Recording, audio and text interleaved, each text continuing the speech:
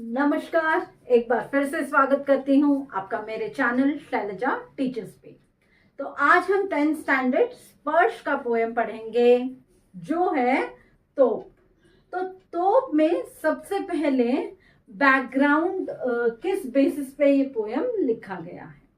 देखिए, सबसे पहले जो विरासत में मिली चीजें होती है, जो हमें हमारे बड़ों से मिलती हैं, उन्हें विरासत में मिली हुई चीजें कहते हैं। वो दो तरह की होती है। एक जो हमें ये सिखाती हैं कि क्या गलतियां उन्होंने की जो हमें नहीं करनी चाहिए, और एक जो हमें उनके अच्छी चीजों की याद दिलाती हैं कि वो कैसे रहे, हमें कैसे रहना चाहिए, उन्होंने क्या क्या अचीव किए हैं।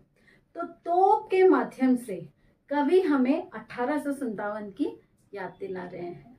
वो याद दिला रहे हैं कि भारत में जो ब्रिटिश शासक थे उन्होंने किस तरह से भारत को लूटा, भारतवासियों को परेशान किया, यहाँ पे साम्राज्यवाद फैलाया, और किस तरह से जो है भारत को तकलीफ उठानी पड़ी। भारतवासी 200 सालों तक जो है बेड़ियों में जकड़े हुए थे गुलामी की। और फिर ये भी बताते हैं कि किस तरह से जो है कोई भी कितना भी बड़ा बन जाए उसे एक ना एक दिन मार खाना पड़ता है, उसका मुंह बंद हो जाता है। पोएम के एंड आते आते वो ये समझा देते हैं, कोई कितना हो उड़ले, कितना हो बड़ा हो जाए, एक दिन ऐसा आएगा जब वो चुप हो जाएगा। तो इसमें ब्रिटिश शासकों के जुल्मों के साथ साथ ये भी बताया गया कि हमारे जो आज़ादी के लिए लड़ने वाले सिपाही थे, जो देशभक्त थे, उन्हें किस तरह से 1857 के समय उन्हें किस तरह से तोप से बांध कर उड़ा दिया जाता था, और वही तोप आज किस काम आ रहा है। तो चलिए शुरू करते हैं आज का हमारा पोएम तोप। तो सबसे पहले जो देखिए यहाँ पर फर्स्ट पैराग्राफ है, कंपनी बाग के मुहाने पर धर रखी गई है 1857 की तोप, उसकी होती है बड़ी संभाल, विरासत में मिली कंपनी बाग की तरह, साल में चमकाई जाती है 2 बार।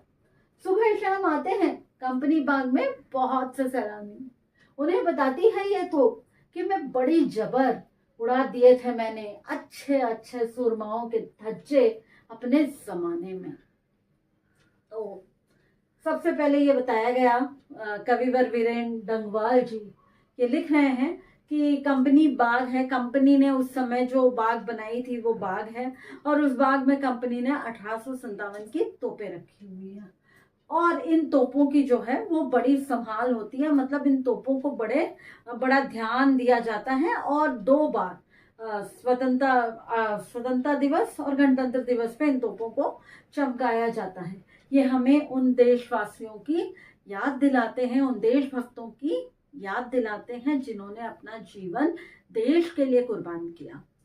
तो कंपनी बाग के मुहाने पर रखी है 1857 की तोप, उसे बहुत संभाला जाता है। कंपनी बाग को भी संभाला जाता है क्योंकि ये विरासत में मिली है, अर्थात हमारे बड़ों से हमें मिली है। अर्थात जो है यहाँ ब्रिटिश थे तो उन्होंने बहुत कुछ छोड़ा है यहाँ पर, तो बहुत सारी चीजें तो नहीं, लेकिन जो भी थोड़ा छोड़ा है उसमें ये कंपनी ने जो बाग बनाया था वो है, और उसमें जो है उस बाग को भी और तोप को भी 2 बार साल में चमकाया जाता है। तो जब सुबह शाम यहाँ पर सैलानी आते, सैलानी यानी घूमने वाले, इस पार्क में जब लोग आते हैं घूमने के लिए, तो ऐसा लगता है कि वो तोप कह रही है कि मैं बड़ी जबर थी, मैं बहुत जबरदस्त थी, और मैंने अच्छे अच्छे सुरमाओं के धज्जे उड़ाए क्योंकि मैं तोप हूँ, मैंने अच्छे अच्छे लोगों को मार गिराया है, और कोई भी मेरे सामने टिक नहीं सकता। तो अब आगे चलते हैं। आगे जो है वो है, अब तो बहरहाल छोटे बच्चों की सवारी से अगर ये फारिग हो तो उसके ऊपर बैठकर चिड़िया ही अक्सर करती है गपशप। कभी कभी शैतानी में ये भीतर घुस जाती हैं, खासकर गौरैया। ये बताती है कि दरअसल कितनी भी बड़ी हो तो एक दिन उसका मुंह तो होता ही, एक दिन तो होता ही है उसका मुंह बंद। तो पोएम के इस पार्ट में कविवर वीरेन डंगवाल जी ये कहना चाहते हैं कि जो तोप इतनी अकड़ थी उस तोप में कि मैंने कईयों के धज्जे उड़ाए हैं, कई सूरमाओं को मार गिराया है, आज उसकी क्या परिस्थिति है। आज उसकी ये स्थिति है कि वो अब छोटे बच्चों के घुड़सवारी करने के काम आ रही। और तो और चिड़िया उसके अंदर घुस जाती हैं और शैतानी में गौरैये उसके भीतर घुस जाते हैं और वो तोप अब कुछ नहीं कर पाता। इसका मतलब ये है कोई कितना भी उड़ ले, कितना भी बड़ा हो जाए, एक दिन उसको शांत होना ही पड़ता है। तो भी 1857 के समय जिसने कई वीरों की धज्जियां उड़ाई, उसका ये हाल है कि छोटे बच्चे सवारी कर रहे हैं, चिड़िया उसके अंदर घुस के बैठ रही है, गौरैये उसके अंदर घुस के बैठ रहे हैं और यहाँ तक कि वो अब किसी काम की नहीं रही और एक दिन उसका मुंह बंद हो गया। अर्थात चाहे आप कितना हो उड़ लो, एक वक्त आएगा जब मुंह बंद हो जाता है, अर्थात वो शांत हो जाता है। तो यहाँ पे ये तोप कविता समाप्त होती है। अगर आपको पसंद आया हो, जो मैंने समझाया हो वो समझ में आया हो, तो लाइक, शेयर, सब्सक्राइब। धन्यवाद।